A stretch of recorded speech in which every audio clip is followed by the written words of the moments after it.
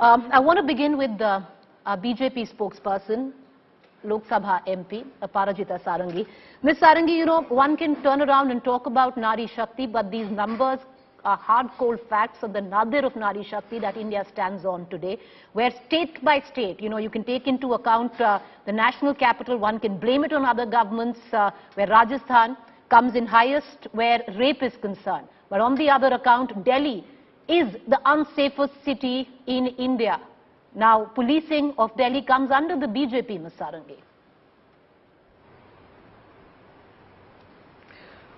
I entirely agree with what you are saying, and I must tell you that the National Crime Record Bureau 2021 has actually brought all of us to shame. And when I say all of us, I don't think this all of us belongs to any one political party.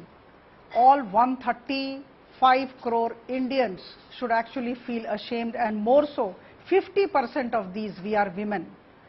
And unfortunately, this is happening, but I must say with all conviction at my command that it is a collective responsibility, irrespective of political parties, irrespective of who is living where, to ensure that the women in the country are safe. Unfortunately, as you said very rightly, that the crime against women has been increasing if we compare 2020 with 2021 report. Crime rate has increased by 15.3% in 2021, and it's extremely unfortunate that this is happening. Center and states have to work together, one, and number two, all the schemes pertaining to women have to be implemented in right earnest by both the center and the states. See, states are kind of arms of the center. Which particular political party governs a state is not the case. We are talking of cooperative federalism. We have gone up to competitive federalism. So why can't we be having a situation where competitive federalism is seen in the field of ensuring safety and dignity of women? All schemes pertaining to women are implemented very well in my state, not so in that state. That kind of healthy competition. So I think all of us need to work together, and this is something which has really alarmed all of us.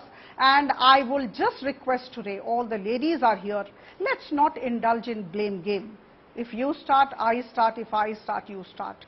Now let's go for solutions. Let's ask ourselves as to how we actually make this country safe for women. जहाँ पर नारी की पूजा होती है वहीं भगवान बसते हैं. That's what our scriptures say.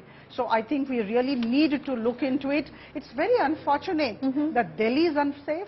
It's very unfortunate that Jaipur, such a beautiful pink city, is the most unsafe city in the country.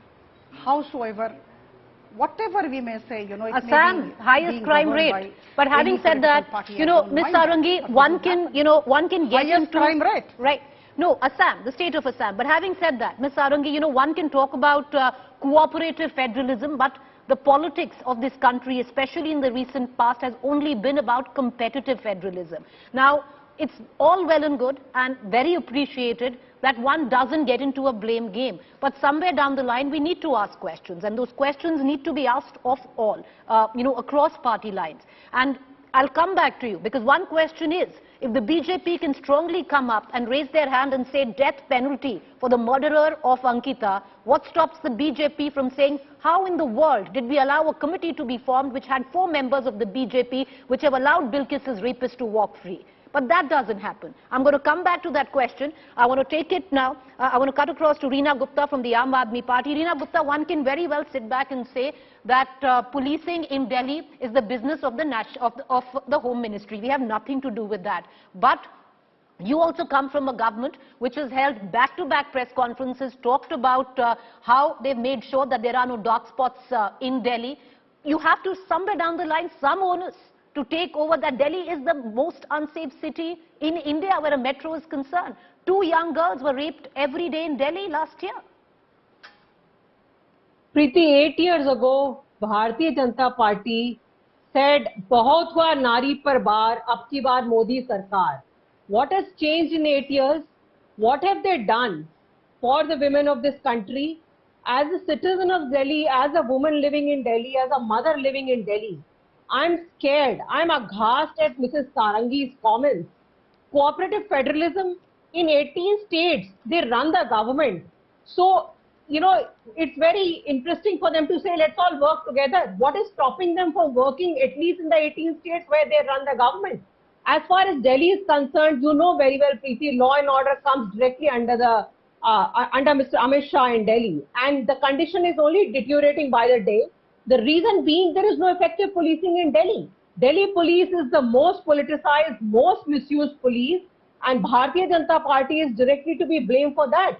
They are using Delhi police to make sure that there are cases against Aam Aadmi Party MLAs, rather than letting them do their job. Crime against women in last 1 year in Delhi, according to NCRB data, has gone up by 40%. So what are we talking about? When international 36%. travelers come to India, when they come to Delhi, they get a travel advisory. How shameful is it for us as a country that international women coming to Delhi are told that Delhi is not a safe city? As far as Aam Aadmi Party is concerned, Preeti, we have installed 3 lakh CCTV cameras, and that is the reason, Preeti, now you see that a lot of these crimes are actually being solved, but that only happens after they've been committed. Delhi has the maximum number of CCTV per mile in the world. We have more CCTV Last than count, London. but Ms. and Reena Paris Gupta, it's together. always well and good. I will, because these questions need to be raised, and I will ask you, yes, Delhi has a maximum number of CCTV cameras across the country. How many of them are working? There's a study of 2021, which is not very far away from where we stand, and it said 73% of them were not working.